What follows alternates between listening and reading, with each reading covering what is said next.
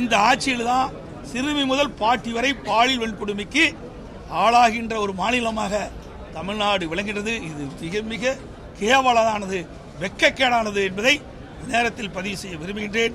அது மட்டும் இல்லாமல் இந்த ஆட்சியை பொறுத்த வரைக்கும் இந்த மேதக ஆளுநர் என்பது இன்றைக்கு மாறி போய் இன்றைக்கு சபாநாயகர் உரையாக மாறிடுது.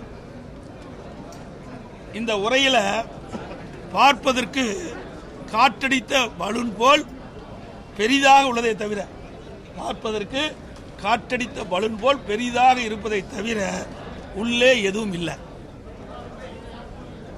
ஆளுநர் உரை மாற்றப்பட்டு இன்றைய தினம் சபாநாயகர் உரையாக காட்சியளிக்கின்றது. இந்த உரையில் திமுக அரசின் சுய விளம்பரம் தேடிக் கொண்டிருப்பதை தவிர இதில் வேறு எதுவும் இல்லை.